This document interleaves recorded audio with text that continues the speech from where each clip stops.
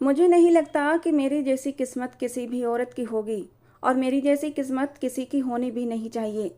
मैं अपने ख़ानदान की सबसे खूबसूरत लड़की थी और मुझे अपने पापा के दोस्त के बेटे से बहुत ज़्यादा मोहब्बत थी। पापा के दोस्त का बेटा फ़ौज में था और उससे मैं प्यार कर बैठी थी। वो भी मुझे पसंद करता था, लेकिन कभी हमारी आपस में बातचीत ज़्यादा नहीं हुई थी। बस दूर से ही देखकर हाय हेलो हो जाती थी। लेकिन हमारे माँ बाप ने समझ लिया था कि बच्चे एक दूसरे को पसंद करते हैं। मेरे पापा इस दुनिया में नहीं थे, मेरी माँ थीं। लेकिन मेरे पापा के दोस्त ने मेरी माँ और हमारा साथ नहीं छोड़ा था। उन्होंने अपनी दोस्ती निभाई थी और हम बच्चों के सर पर अपना हाथ रखा था। इसलिए हम दोनों के घरानों में काफ़ी आना जाना भी था। जबकि मेरे पापा के दोस्त तो जिंदा थे, लेकिन मेरे पापा के दोस्त की पत्नी जिंदा नहीं थी। पापा के दोस्त अब बहुत ज़्यादा बीमार रहते थे। उनका एक ही बेटा था जिसका नाम चिराग था और उसे फौज में शामिल होने का बहुत शौक था और उसने अपने शौक को पूरा भी किया था। हमारे यहाँ का माहौल ही ऐसा था, हर कोई देश पर मर मिटने के लिए तैयार था। जिसको भी मौका मिलता फौज में भर्ती हो जाया करता था। देश की सेवा करना हम लोग अपना धर्म समझते थे।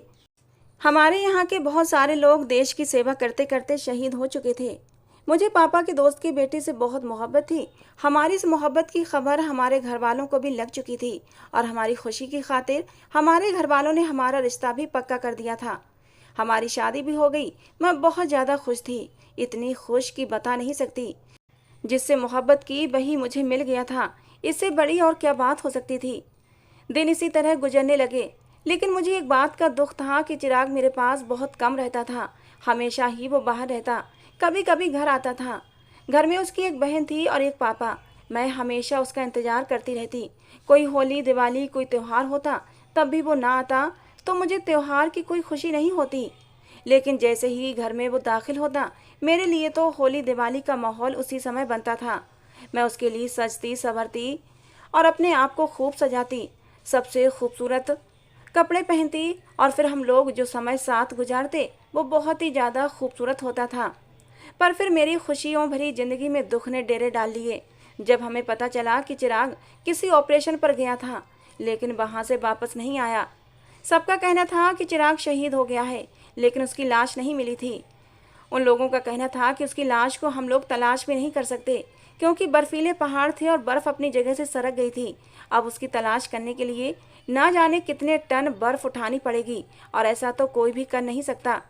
इस तरह की कहानियों उस इलाके से पहले भी सुनी जा चुकी थीं और मुझसे पहले भी औरतें थीं जिनके पति लापता हो गए थे और फिर कभी लौट कर नहीं आए थे।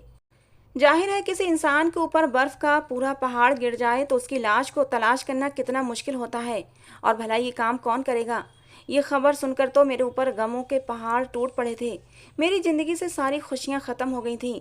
मेरा पति इस दुनिया से चला गया था।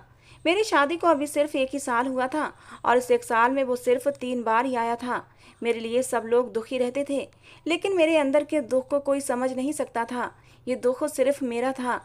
चिराग को तलाश करने की बहुत कोशिश की गई थी, यहाँ तक कि उसके पापा, जो कि बिस्तर पर पड़े हुए थे और हमेशा बीमार रहते थे, उन्होंने भी कहना शुरू कर दिया कि इतना ही बता दें मेरा बेटा मर गया है या नहीं। अगर मर गया है तो हम उसके लिए सब्र करके बैठ जाएंगे, नहीं तो फिर हम उसका इंतज़ार करेंगे। लेकिन उन लोगों से जब पता किया तो उन्होंने कहा कि वो इस दुनिया में नहीं है, क्योंकि अगर इस दुनिया में होता तो हमें मिल जाता, और माफ़ी के साथ कहा था कि हम उसकी लाश नहीं ढूंढ पाएंगे। कोई अपना इस दुनिया से चला जाए तो कितना बड़ा दुख होता है, और सबसे बड़ी बात आप उसको आखिरी बार देख भी ना पाए, इससे भी बड़ा दुख होता है। अब मेरी ज़िंदगी इसी तरह गुजरने लगी थी। मेरी माँ ने मुझसे कहा कि अब तेरा इस घर में क्या काम है, तू वापस आ जा। लेकिन मैं अपनी माँ के साथ नहीं गई, मैं अपने ससुराल में ही रहने लगी। मुझे यहाँ पर रहते हुए 2 साल हो गए। मैं उसके बाप की सेवा करती, उसकी बहन के लिए खाना बनाती, घर को संभालती। वो लोग भी मेरे बहुत ज़्यादा एहसानमंद थे। कहते बेटी तुम अपने घर चली जाओ, अगर तुमने किसी और से शादी करनी है तो तुम कर लो। लेकिन मेरा दिल नहीं मानता था। इसी तरह करते करते 5 साल गुजर गए। मेरी माँ एक दिन मुझसे ज़बरदस्ती गांव की पंचायत के पास ले गईं। उनका सारा मसला बताया। उन्होंने कहा बेटा अगर इस तरह कोई मामला होता है कि पति की मौत का पक्का पता न चले तो 4 साल इंतजार करने के बाद औरत दूसरी शादी कर सकती है। मेरी माँ ने कहा तू हमारी इकलौती बेटी है, तेरा बाप इस दुनिया में नहीं है, मैंने उससे वादा किया था कि मैं तुझे खुश रखूंगी, तेरी शादी अच्छे घर में करूंगी। इसीलिए मैंने तेरी शादी चिराग से कराई थी, क्योंकि तू उससे मोहब्बत करती थी। मैं चाहती थी मेरी बेटी को उसकी मोहब्बत मिल जाए। लेकिन अब 5 साल से तुझे ऐसे विधवाओं की सी जिंदगी गुजारते हुए देखकर मेरे दिल पर क्या गुजरती है तू नहीं समझ सकती। और तेरे बाप की आत्मा भी तड़पती होगी। बस तू दूसरी शादी कर ले। चिराग नहीं आएगा। अरे पगली, 5 साल हो गए हैं। कोई भला 5 साल के लिए भी जाता है। मेरे दिल में भी ये बात अब बैठने लगी थी कि शायद अब वो इस दुनिया में नहीं है। अगर वो इस दुनिया में होता तो जरूर लौट कर आता, लेकिन वो नहीं आया था। मेरी माँ ने मुझे अपनी कसम दे दी कि अगर तूने मेरी बात ना मानी तो तू मेरा मरा मुंह देखेगी। मेरी माँ ने रो रो कर खुद को बिस्तर से लगा लिया था। कहने लगी, इसे मेरी आखिरी इच्छा समझ कर ही पूरी कर दे। मेरी माँ ने मेरे ससुर से भी कहा कि आप ही से समझाएं। मेरे ससुर ने भी मुझे समझाया कि बेटी तुम शादी कर लो। हमारा बेटा भी लगता है अब इस देश पर कुर्बान हो गया है। हमें तो खुश होना चाहिए कि चिराग शहीद हुआ है। उसने अपने देश के लिए अपनी जान कुर्बान कर दी है। मैं रातों को उठकर रोती थी। मुझे चिराग सपनों में नजर आता था। वो भी मुझसे यही कहता कि तुम अपनी जिंदगी खुशी खुशी जियो, मैं अब वापस नहीं आऊँगा। चिराग के चाचा का एक बेटा था जो चिराग की ही उम्र का था, और वो खुद का कोई छोटा मोटा बिजनेस चलाया करता था। मेरी माँ ने भी कसम खाई थी कि अपनी बेटी की शादी किसी फौजी से नहीं कराऊंगी, बल्कि किसी ऐसे इंसान से कराऊंगी जो बस इधर ही कारोबार करता हो और हर पल मेरी बेटी के साथ रहे। उसका नाम राहुल था। वो चिराग का बहुत अच्छा दोस्त भी था। दोनों एक दूसरे के लिए सगे भाइयों से भी बढ़कर थे। बचपन में एक दूसरे के साथ खेले थे। मैं भी उनके साथ खेला करती थी, क्योंकि चिराग का तो हमारे घर आना जाना था ही बचपन से। मैं भी बचपन में चिराग के घर चली जाया करती थी और वहीं पर राहुल से मेरी मुलाकात हो जाती थी। हम तीनों मिलकर खूब खेला करते थे। मैं राहुल को अच्छी तरह जानती थी, अच्छा इंसान था। मेरी माँ ने रिश्ते की बात उससे की तो उसने फौरन हाँ कह दिया, क्योंकि वो खुद मुझे सहारा देना चाहता था। उसकी नीयत बुरी नहीं थी, लेकिन मैं उससे शादी नहीं करना चाहती थी। वो चिराग का दोस्त था, उसका कजन था। मैंने उसके बारे में कभी ऐसा नहीं सोचा था, और राहुल भी जानता था कि मैं चिराग से बहुत मोहब्बत करती थी। क्या ये बेवफाई नहीं थी? मेरी माँ ने कहा, पागल, ये बेवफाई नहीं है। बेवफाई जिंदा लोगों के साथ होती है, मरे हुओं के साथ भला कौन सी बेवफाई होती है। मेरी माँ ने ज़बरदस्ती मेरी शादी करवा दी। मैं ये शादी नहीं करना चाहती थी, लेकिन कोई और चारा भी नहीं था। मेरी माँ कहती थी कि मैं इस दुनिया से चली जाऊंगी तो तू अकेली रह जाएगी, मेरी आत्मा को चैन नहीं मिलेगा। राहुल से जब मेरी शादी हुई तो पहली रात ही उसने मुझसे कहा था कि मुझे चिराग की मौत का दुख है। वो अच्छा इंसान था, और मैं ये भी जानता हूँ तुम दोनों एक दूसरे से बहुत मोहब्बत करते थे। मैं उसकी जगह पर आ तो गया हूँ, लेकिन जब तक तुम्हारा दिल नहीं मान जाता तब तक मैं तुमसे दूर रहूँगा, तुम्हें टच भी नहीं करूँगा। तुम जैसे चाहो इस घर में आज़ाद होकर रह सकती हो। मुझे राहुल की ये बात बहुत अच्छी लगी, और समय इसी तरह गुजरने लगा। समय के साथ साथ हम दोनों ने एक दूसरे को स्वीकार भी कर लिया। राहुल भी एक मर्द था, और वो कब तक मुझसे दूर रह सकता था। उसकी आंखों को देखकर मैं समझ जाती थी कि वो मुझसे अपना हक चाहता है, लेकिन मुझसे कुछ कहता नहीं था। मैं भी अब और राहुल को ज़्यादा दुख देना नहीं चाहती थी, बल्कि मैं उसका एहसान मानती थी कि उसने मुझे सहारा दिया था। यही सोचते हुए मैंने उसे दिल से स्वीकार कर लिया था। उस रात जब वो ऑफिस से आया तो मैंने खुद को सजाया संवारा था। आज मैं उसको उसके रिश्ते का हक देना चाहती थी। मुझे इस तरह सजा सवरा देखकर वो बहुत खुश हुआ था और मुझे अपनी बाहों में समेट लिया था। उस रात हमारे बीच सब कुछ हो गया था। पति पत्नी का रिश्ता बन गया था। मुझे भी एहसास होने लगा था कि अब चिराग कभी वापस नहीं आएगा और मेरी जिंदगी राहुल के साथ ही है। दिन इसी तरह गुजर रहे थे। राहुल के साथ रहते रहते अब पूरा 1 साल होने वाला था। हम लोगों में वैसा ही संबंध बन गया था जैसा मेरा और चिराग का था। हम इसी तरह एक दूसरे से हंसी मजाक करने लगे थे, एक दूसरे को अपने दिल की बातें बताने लगे थे। वो भी मुझे अपनी सारी बातें बताता था कि आज मैंने ऐसा किया, आज इतने ग्राहक आए, आज इतनी कमाई हुई, मैं आगे ये करना चाहता हूँ, मैं घर के लिए कोई चीज़ें लेना चाहता हूँ। उसने मेरे लिए भी बहुत सारी ज्वेलरी बनवाई थी, क्योंकि हमारी शादी तो इसी तरह हुई थी, बस बहुत ही सादगी से। पर राहुल ने कहा कि तुम मेरी पत्नी हो, मैं चाहता हूँ तुम्हारी कलाइयाँ खाली ना रहें। उसने मेरे लिए सोने की चूड़ियाँ बनवाई थीं और कहा था इनको हमेशा पहन कर रखना। मुझे ऐसा लगने लगा था कि बस यही ज़िंदगी है, गुजर जाएगी, इसको अच्छे तरीके से जीना चाहिए। ऐसे भी लोग हैं जो ज़िंदगी से दूर हो जाते हैं या जिनकी जीते जी ज़िंदगी बर्बाद हो जाती है। इसलिए कभी किसी भी चीज़ के लिए नाशुक्री नहीं करनी चाहिए। इंसान को बनाया ही इसलिए गया है कि वो कहीं भी एडजस्ट हो जाता है, अचानक से ही उसको सब्र आ जाता है, नई चीज़ों में जाकर वहीं का हो जाता है। नए लोगों के साथ भी रह लेता है। एक लड़की अपनी सारी जिंदगी एक घर में गुजारती है, लेकिन सिर्फ अग्नि के समक्ष 7 फेरे लेते ही वो किसी पराये घर को अपना घर समझने लगती है और अगले ही दिन ये भी कहना शुरू कर देती है कि मैं अपने घर जा रही हूँ। इंसान को शायद इसी तरह बनाया गया है। मेरे दिल में भी चिराग अब भी जिंदा था, लेकिन अब मेरा पति राहुल था और मुझे पता था कि अब मेरी ज़िंदगी उसी के साथ गुजरनी है। ये ज़िंदगी 4 दिन की है, गुजर जाएगी। लेकिन मुझे नहीं पता था अब तो मेरी ज़िंदगी में बहुत बड़ा तूफान आने वाला था।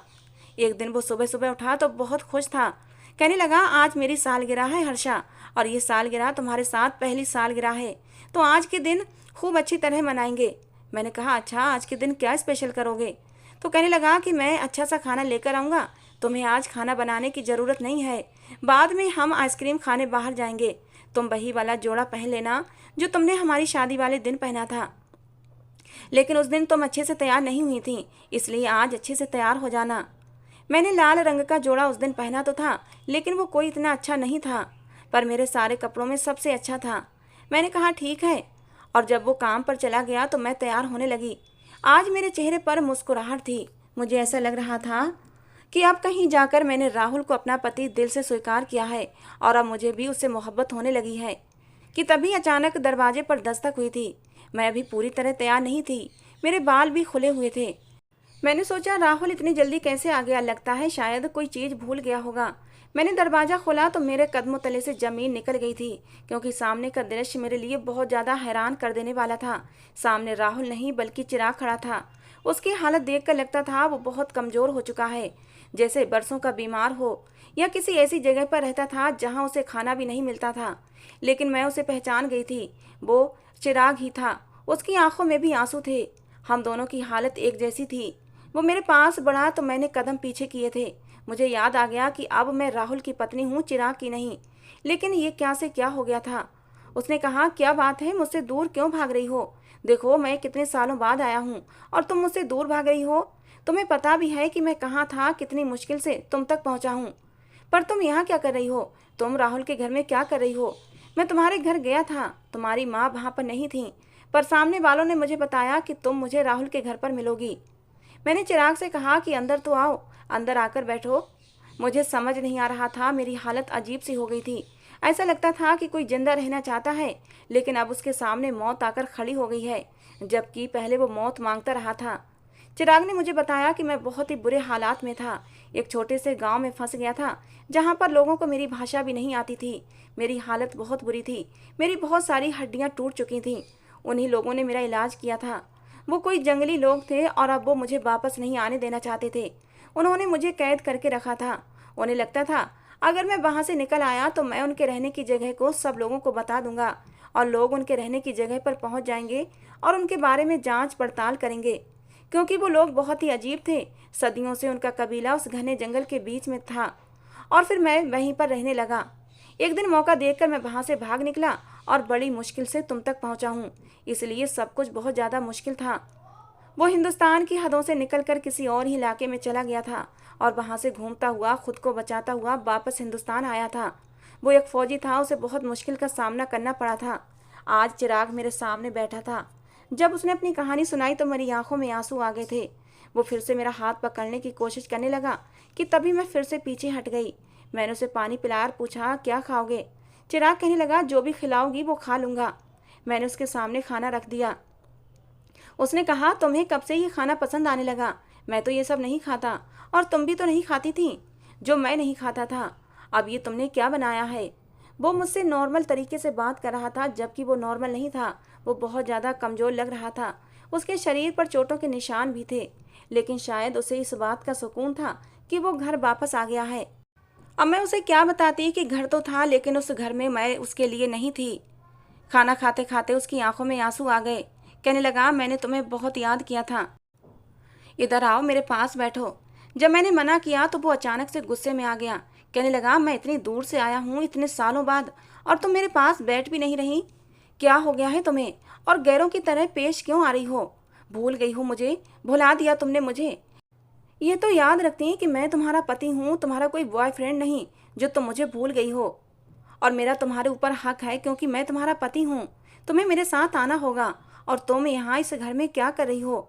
अभी वो मुझसे इतने सारे सवाल कर रहा था और मेरे पास बोलने के लिए कुछ भी नहीं था। और तभी राहुल घर में दाखिल हुआ था। उसके हाथों में फूल थे और भी काफ़ी सारा सामान था। उसने मुझे देखा और जब चिराग को देखा तो सामान उसके हाथ से छूटकर नीचे गिरा था। चिराग उसके गले लगा और कहा, मेरे दोस्त, मैंने तुझे बहुत याद किया। मैं बड़ी मुश्किल से यहाँ तक पहुँचा हूँ। राहुल का व्यवहार भी अब मेरी तरह होने लगा था। थोड़ी देर बाद मेरी माँ भी वहीं पर आ गई, क्योंकि उनको भी सामने वालों ने बता दिया था कि चिराग आया था। वो भी चिराग का नाम सुनकर परेशान हो गई होंगी कि वो कहाँ से आ गया।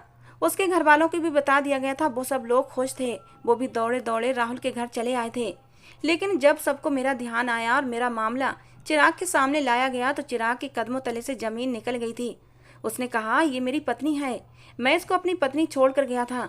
मैंने इसको तलाक नहीं दिया था। ये किसी और से शादी कैसे कर सकती है? चिराग ने गुस्से से मेरी तरफ देखा। कहने लगा, ये थी तुम्हारी मोहब्बत? बस इतनी सी मोहब्बत थी? मैं कुछ दिनों के लिए गायब क्या हुआ, तुमने किसी और से शादी कर ली और उसके साथ रहने लगी।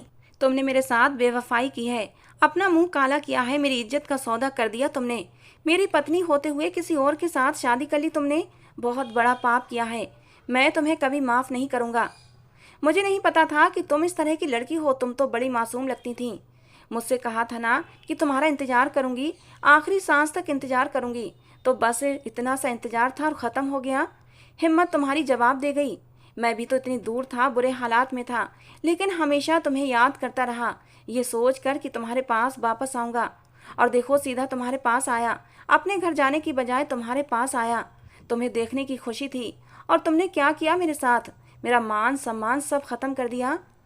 मैं ये सब कुछ सोच भी नहीं सकता था। मेरी आंखों में भी आंसू थे। मुझे खुद समझ नहीं आ रहा था मैं क्या करूं। चिराग चिल्लाकर सबको कह रहा था कि आप सबने ये कैसे होने दिया? ये मेरी पत्नी थी, इसकी किसी और से शादी क्यों करने दी? ये तो हमेशा मेरी पत्नी ही रहेगी ना। इसके साथ मैंने 7 फेरे लिए हैं, आप सबकी मौजूदगी में। आप सब गवाह हैं इस बात के। उसने कहा, आप सब लोग ये कैसे कर सकते हैं? ये मेरी पत्नी रहेगी, चाहे मैं 10 साल बाद आऊं, चाहे 15 साल बाद। मेरे ससुर ने कहा, नहीं बेटा, ऐसा नहीं होता। बहुत सारे लोगों ने समझाया था कि अगर पति लंबे समय तक गायब रहे तो पत्नी दूसरी शादी कर सकती है। इसीलिए तुम्हारी पत्नी ने कोई पाप नहीं किया है और ये शादी भी हम सब ने जबरदस्ती करवाई है। पंचायत ने भी कहा था कि ये शादी कर सकती है, क्योंकि इसने 5 साल तक तुम्हारा इंतजार किया था और इतने लंबे समय तक अगर पति ना आए तो पत्नी दूसरी शादी कर सकती है। ये पंचायत का फैसला था। लेकिन चिराग चिल्ला पड़ा। कहने लगा, लेकिन मैंने इसको तलाक नहीं दी है, फिर ये किसी और के साथ शादी कैसे कर सकती है? इतने में एक बड़े बुजुर्ग आगे बढ़े और कहने लगे, हाँ, ये बात यहाँ पर सोचने वाली है। अगर पति लंबे समय तक दूर रहे तो पत्नी दूसरी शादी कर सकती है, लेकिन जब लंबे समय के बाद पति वापस आ जाए तो पत्नी उसी की शादी में आ जाएगी और उसी की पत्नी मानी जाएगी। यानी पहले पति के साथ ही रहेगी और उसके दूसरे पति के साथ उसकी शादी खत्म हो जाएगी। और इसका साफ मतलब है कि चिराग, तुम ही इसके पति हो और राहुल, अब तुम्हारा इसके साथ कोई संबंध नहीं है।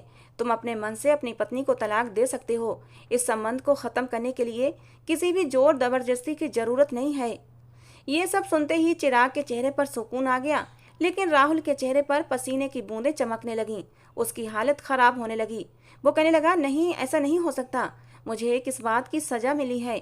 मेरे साथ ये सब कुछ क्या कर दिया आप लोगों ने? ऐसा नहीं हो सकता।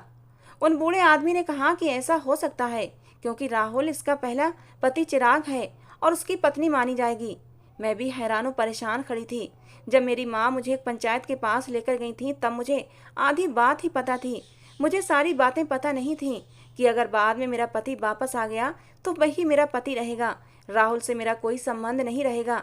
मुझे पूरी बात बताना चाहिए थी, पर मेरी माँ ने उन्हें अपनी बातों में लगाकर बात को घुमा दिया था। काश कि उन्होंने उस समय मुझे पूरी बात बताई होती। लेकिन चिराग के वापस आने के भी कोई आसार नहीं थे। सब जानते थे, पूरा गांव जानता था। उसके अपने माँ बाप ने भी इजाज़त दी थी कि मैं राहुल से शादी कर लूँ। मैंने 5 साल तक उसका इंतजार किया था। चिराग ने मेरा हाथ थाम लिया। कहने लगा, अब तुम मेरी पत्नी हो, मेरे साथ चलो। तुम ये सब कुछ भूल जाओ, मैं भी तुम्हें माफ़ कर दूंगा। मैं तुम्हारी हालत समझ सकता हूँ। इस समय तुम बहुत ज़्यादा परेशान रही होगी और सब तरफ से प्रेशर पड़ने के बाद ही तुमने राहुल से शादी की होगी। चिराग मेरा हाथ पकड़कर घर से ले जाने लगा और तभी राहुल ने मेरा हाथ पकड़ लिया। कहने लगा, ऐसे कैसे? ये मेरी पत्नी है, ये मेरे साथ रहेगी। अगर तुमने इसके साथ 7 फेरे लिए हैं तो मैंने भी इसके साथ 7 फेरे लिए हैं। उसकी मांग में सिंदूर भरा है। राहुल और चिराग दोनों आपस में झगड़ने लगे। मुझे ऐसा लगने लगा जैसे मैं कोई चीज हूँ जिसके लिए बच्चे आपस में झगड़ रहे हैं। सबने राहुल को समझाया कि अब तुम्हारा इसके ऊपर कोई हक नहीं है, तुम एक तरफ हो जाओ। खैर, मैं चिराग के साथ चली गई। वो मुझे अपने घर ले आया। मेरी हालत बहुत ही अजीब थी, मुझे कुछ भी समझ नहीं आ रहा था। रात को जब चिराग मुझसे करीब होने लगा तो मैं उससे दूर हट गई। उसने कहा, क्या हो गया है तुम्हें? तुमने लोगों की बातें नहीं सुनी? मैं ही तुम्हारा पति हूँ, फिर मुझसे दूर क्यों भाग रही हो? तुम्हें बड़ा शौक था ना कानून का पालन करने का, कि पति लंबे समय तक दूर रहे तो तुम दूसरी शादी कर सकती हो। तो अब तो तुम्हें कानून का पता चल गया है ना, कि अब मैं वापस आ गया हूँ तो मैं ही तुम्हारा पति हूँ। अब तुम उस इंसान को अपने दिल से निकाल दो। वो एक सांप था जिसने अपने ही दोस्त की पत्नी के साथ शादी की।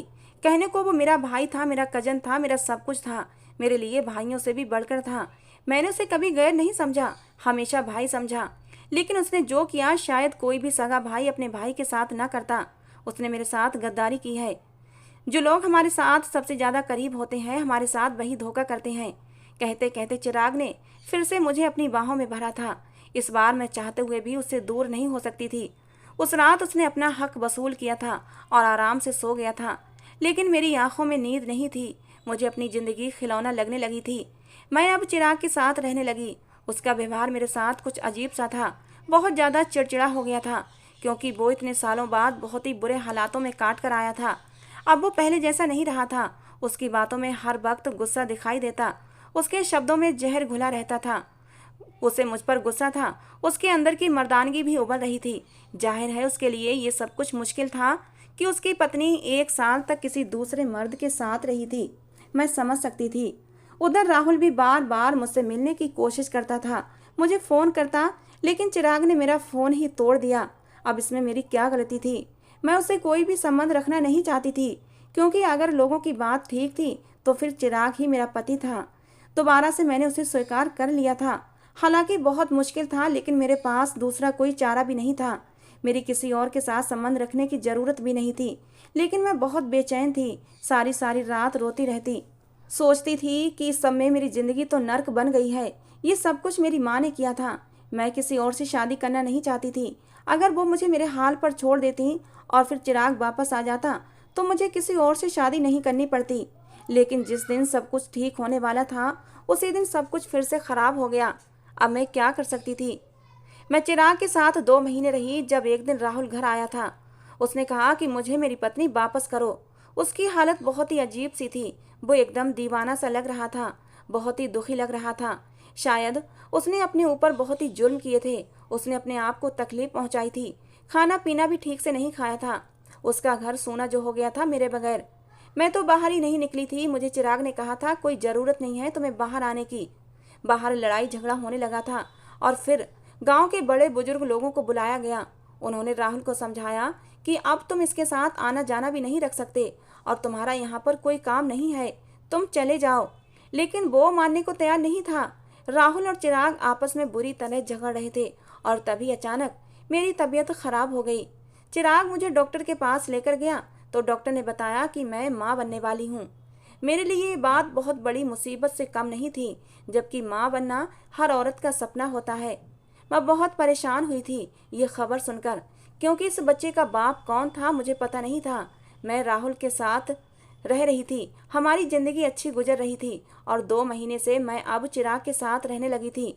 और डॉक्टर के अनुसार मेरी प्रेगनेंसी भी 2.5 महीने की ही थी और इसका मतलब बच्चे का बाप कौन था किसी को पता नहीं था।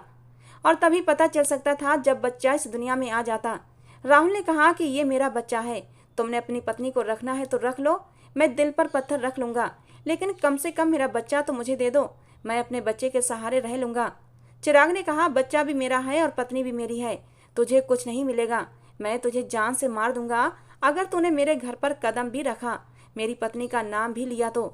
राहुल बार बार मेरा नाम लेने लगा तो उन दोनों की लड़ाई अब बहुत ज़्यादा बढ़ चुकी थी। हाथापाई पर उतर आए थे। मैं चिल्ला चिल्ला कर रो रही थी। मुझे ऐसा लगता है जैसे ये सब कुछ मेरी वजह से हुआ है। मेरे ससुर ने भी मुझे ताने देना शुरू कर दिए और मेरी ननद भी कहने लगी कि तुम्हारे लिए 2 भाई आपस में लड़ रहे हैं।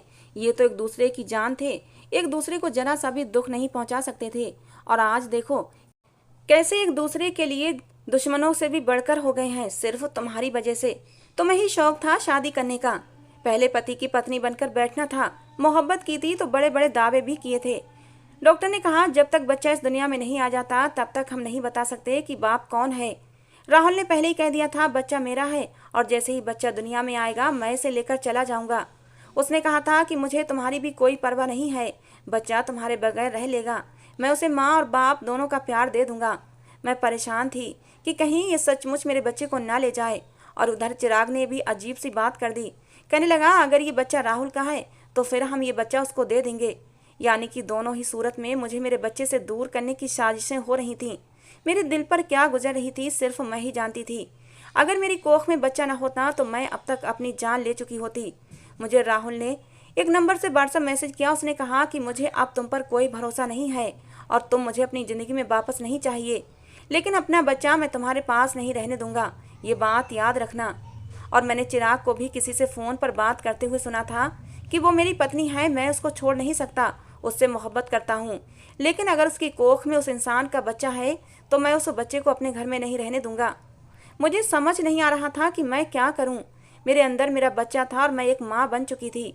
मैं दोनों की पत्नी बनकर नहीं बल्कि उस बच्चे की माँ बनकर सोच रही थी। और आखिर वो समय भी आ गया जब बच्चे को पैदा होना था, और उसी समय टेस्ट करके ये पता भी लग सकता था कि बच्चे का बाप कौन है। लेकिन मेरी डिलीवरी का आखिरी समय आया तो मेरी तबीयत बहुत ज़्यादा ख़राब हो गई थी।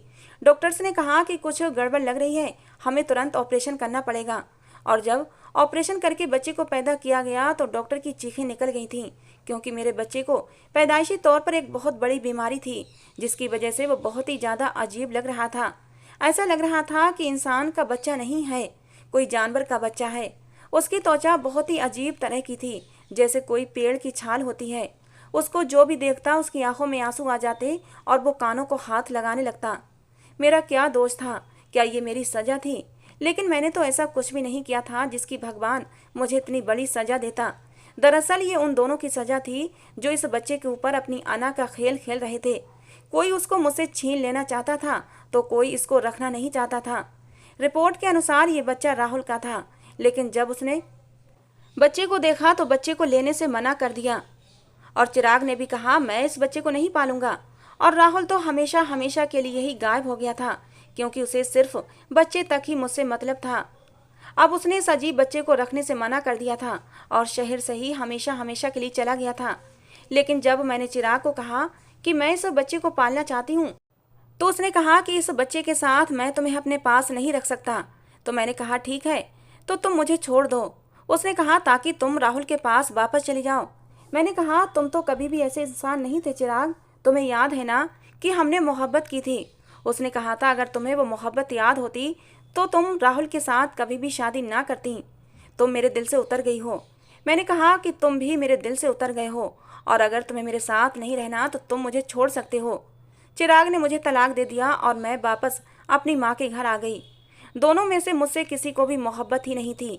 पहले हवस थी, बाद में बच्चे को लेकर अपनी ईगो का मसला बना लिया था। अब मैं अपने बच्चे को पालती हूँ। दुनिया उसके बारे में जो भी बोलती है बोलती रहे, लेकिन मेरे लिए ये मेरी औलाद है, मेरे लिए मेरी जान है, मेरा सबसे प्यारा बेटा है। मैं हमेशा उसका ख्याल रखूंगी। डॉक्टर्स कहते हैं कि ऐसे बच्चों की उम्र ज़्यादा नहीं होती, ये बच्चा कुछ ही समय जिंदा रह पाएगा, लेकिन मेरा बेटा मेरे पास रहेगा। मैं अपनी पूरी कोशिश करूंगी और अपनी जी जान से अपने बेटे की सेवा और परवरिश करूंगी ताकि वो ज़्यादा से ज़्यादा समय तक मेरे पास रहे। मेरी ज़िंदगी का मकसद सिर्फ़ और सिर्फ यही है। कभी कभी सोचती हूँ इस सब में मेरी क्या गलती थी जो मुझे इतनी बड़ी सज़ा मिली। दोस्तों कहानी कैसी लगी ज़रूर बताना, पसंद आई हो तो प्लीज़ लाइक करना। रोज़ एक नई कहानी सुनने के लिए हमारे चैनल को भी सब्सक्राइब करना। मिलते हैं दोस्तों एक अगली नई कहानी के साथ।